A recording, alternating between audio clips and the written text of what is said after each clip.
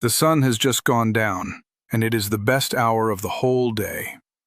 The work is done, the air has cooled, and a man ought to be able to sit out on his own porch with a cup of coffee and watch the dark come on. But he cannot, because the moment he sits down, they find him. One whine past his ear, then a sting on the back of the hand, then his neck, then his ankle, and inside of 2 minutes he is slapping at himself like a fool and retreating back indoors, beaten, to watch the evening through a window screen. His own yard, in the sweetest part of summer, and he has been driven out of it by a bug you can barely see. Now I will tell you how it is at my place. My family sits out on that porch every evening of the summer, from the supper hour till the stars are full out. The little ones catch fireflies in the grass, and the mosquitoes do not drive us in, not because we are made of tougher stuff, but because I learned, a long time ago, where the mosquito comes from and what it needs to live, and I took those things away. And I did it without a single can of that poison fog they sell, without one of those crackling blue lights, and without spending hardly $1. The plain folk worked this out generations before there was a hardware store to sell you anything, and the heart of it is simpler than you would ever guess. Here is the thing most people never understand, and it changes everything. You do not fight the mosquitoes that are biting you. You go after the ones that are not born yet. Get that right, and the whole battle turns. I have 6 old ways to show you. Everyone is real, everyone is cheap, and I will tell you straight which ones carry the load and which are just helpers. And I will tell you the honest truth about the ones folks believe in that do not work near as well as they think. Because I would not have you waste a summer on a thing that does not do the job. So come and sit with me a while, and let me give your evenings back to you. And one small thing before the first method. If a man who tells you plainly what works and what does not is the sort you would like to hear more from, then go on and tap that subscribe. I put a new one of these up every week, all of it the old, plain knowledge, and I would be glad to have you back. Just a short word first, so you know where I stand. Everything I show you today I have done with my own hands, and where there is a reason behind it, I will give you the reason, because a thing you understand is a thing you will actually do. And I will not lie to you to make a method sound grander than it is. Some of what you have been told about keeping mosquitoes off, the candle, the plant on the windowsill, is half true at best, and I will sort the true part from the false so you do not lean your whole evening on a thing that cannot hold the weight. An honest half loaf is better than a whole loaf that turns out to be painted on. Now the first method, and it is the one that matters more than the other 5 put together. If you only ever do this one, you will win most of the fight. Here is the secret the whole thing turns on, and once you see it, you cannot unsee it. A mosquito does not come from the woods. It does not come from the field. A mosquito comes from water. Still, standing water. And it comes from the water in your own yard, closer to your porch than you would ever believe. Let me tell you how the creature lives, because it is the key to everything. The mosquito that bites you was born in water. Its mother laid her eggs on the surface of a little pool of standing water, and there the young grew. You have seen them, the little wrigglers darting in an old rain barrel, and in about a week they rise up off that water as the biting mosquito that comes for your neck at dusk. A whole life, from egg to biter, in a week, in a spoonful of still water. Now, here is what that means for you, and it is the most useful thing I will say all day. That mosquito cannot fly far. Most of them live and die within a stone's throw of the water they were born in. So the mosquitoes eating you on your porch were almost certainly born right there in your own yard. And that means you have far more power over them than you think. You are not fighting all the mosquitoes in the county. You are fighting the ones your own yard is hatching. So you go and find the water. And there is more of it than you think. Walk your yard, slow, the day after a rain, and look. The old bucket by the shed with 3 inches of rainwater in it. The wheelbarrow left tipped up to the sky, the saucers under your flower pots, the clogged gutter that holds a long puddle the length of your roof, the bird bath you have not changed in a week, the dog's water dish, the fold in a tarp, the old tire, a child's toy left in the grass. Even, and this is the truth, a bottle cap can hatch a brood. They need so little. A thimble of still water that sits 4 or 5 days is a mosquito nursery. So here is the work, and it is an afternoon's work, and it is free. Walk the yard and tip out every bit of standing water you find. Turn the buckets and the wheelbarrows upside down so they hold no more. Clean the leaves out of your gutters so they drain. Change the bird bath water twice a week. They cannot complete their hatch in water that keeps getting fresh. Drill a hole in the bottom of anything that must sit outside and catch rain. Walk the whole yard and leave it with no still water standing anywhere. Do that and you have not chased off the mosquitoes. You have stopped them being born. The ones already flying will live out their few days and be gone, and no new army rises behind them. This one thing, done well, will empty your yard of more mosquitoes than every spray and candle and zapper ever made put together. It is the whole foundation. Everything else I show you today is just for the few that drift in from the neighbor's yard. Now sometimes there is water you cannot pour out. A rain barrel you are keeping on purpose for the garden. A low wet spot in the yard that will not drain. A pond. For those, the old folk had a clever turn. Instead of fighting the water, you make it a trap. You let the mosquito lay her eggs right where you want her to, and then you make sure not one of those eggs ever grows up to bite. Here is the idea, and it is a fine one. A mother mosquito hunting a place to lay is drawn to dark, still water with a little richness to it, a few grass clippings, a bit of straw, gone a touch funky in the warm. So you give her exactly that, in one spot you control.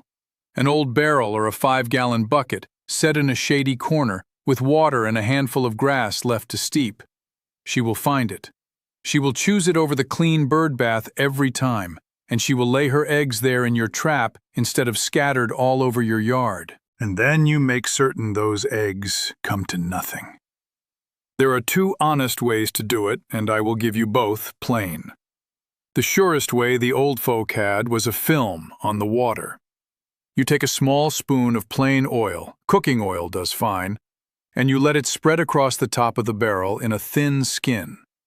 Now, the mosquito wriggler must come up to the surface to breathe. That is how it lives. But it cannot break through that film of oil to get its air, and so it cannot breathe, and the brood dies in the water before a one of them ever takes wing.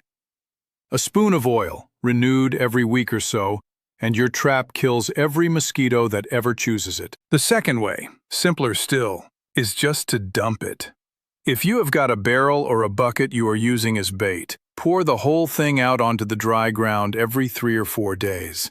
The eggs and wrigglers need about a week in the water to grow up. Empty it before then, every few days, and they never finish. Pour it on the garden, refill it, and let it draw the next batch to their end. Now the honest word on this one, because I always give it. There is a modern thing they sell, a little cake you drop in the water, holds a natural germ that kills only the mosquito young and nothing else.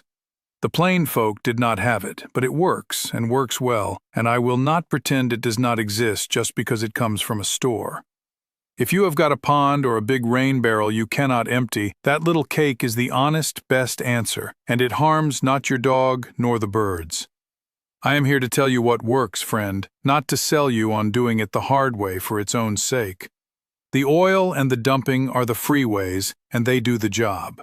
The cake is the easy way, and it does it too. You choose by your own situation. We are about halfway down the road now. If you have learned a useful thing or two, the kindest thing you could do for me costs you nothing. Just subscribe, and these will keep finding their way to you. That is the whole of how a quiet channel like mine keeps going. Now, let us get back to it. This next one is so simple it will make you laugh. And yet, on a still summer evening, it is one of the most useful things in the whole list. It is nothing but moving air. Here is the truth about the mosquito that most folks never stop to consider. For all the misery it causes, it is a weak and clumsy flyer. It is a frail little thing, built for drifting through dead still air, and it cannot make headway against even a gentle breeze. A current of moving air, no stronger than a soft wind, and the mosquito simply cannot fly in it. It gets pushed about and carried off, and cannot hold its course to land on your skin. The old folk knew this without a fan to prove it. They knew the breezy spot on the porch, the side that caught the evening air off the field, was the side with no mosquitoes, and that is where they set their chairs. They built their porches to catch the moving air, and they sat in the path of it. Now you can do better than they could, because where there is no natural breeze, you can make one. On a dead still evening, set any fan you have got out on the porch, pointed across where you sit. Not to cool you, though it will, but to stir the air so the mosquito cannot fly in it. A breath of moving air across your chair, and they cannot come at you. It is the cheapest evening's piece you will ever buy. The old folk would have given a great deal for such a thing, and you have got one in the closet. And it does a second quiet kindness, too. The mosquito hunts you by smell, by the breath you breathe out, drifting off you on the still air in a trail she follows right to your skin. But the moving air scatters that trail, breaks it up and blows it away, so she cannot follow it home to you. So the fan does two jobs at once. It blows her off her course, and it hides you from her nose. For a still, buggy evening on the porch, there is hardly a better thing. Now I come to the one where I must be most careful with you, because here is where the most nonsense gets sold, and I will not be the one to sell it.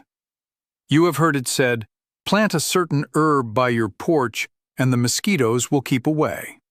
Citronella, they say, lemon balm, marigold, lavender, basil.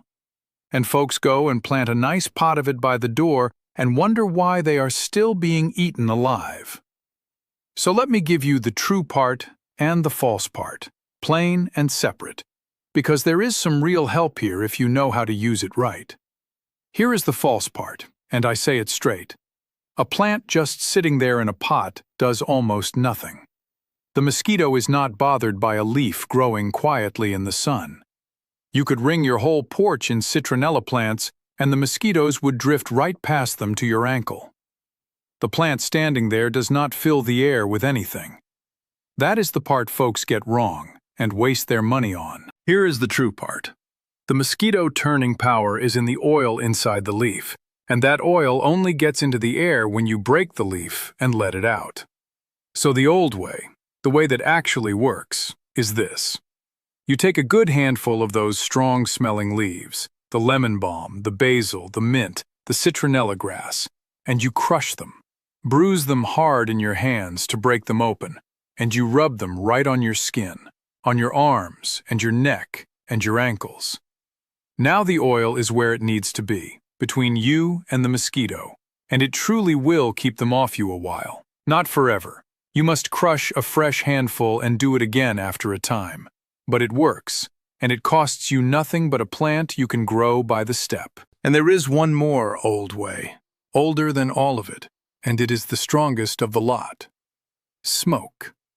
A mosquito cannot abide smoke. The old folk of an evening would set a little smudge going at the edge of the porch, a small smoky fire of damp leaves or wood, or later a bit of dried herb set to smolder in a tin, and the thread of smoke drifting across the yard would clear the mosquitoes from the whole sitting area. You have seen this yourself if you have ever sat by a campfire. The bugs stay out of the smoke. A small, safe smudge upwind of where you sit, set in a metal pail well away from anything that could catch, and the evening air is yours again. Mind your fire, always, but it is the oldest mosquito cure there is, and one of the best. So that is the honest shape of this one. The plant in the pot, near useless. The crushed leaf on your skin, real and free. the thread of smoke across the porch, old and strong.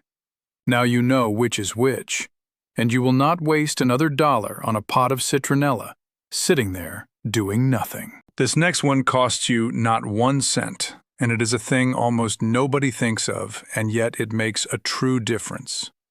It is simply this. You can make yourself harder for the mosquito to find just by how you go out to sit of an evening. Let me tell you how the mosquito hunts, because then this will make plain sense. She does not see you the way you see. She finds you mostly by 2 things: by the breath you breathe out, which we have spoken of, and by heat and by dark shapes against the evening. And here is the curious thing the men of science have found, that the old folk knew by habit. A mosquito is drawn far more to dark colors than to light ones. A dark shirt, dark trousers, and you stand out to her like a lit window in the dusk. Put on light colors, a pale shirt, lighter cloth, and you are harder for her to pick out against the evening.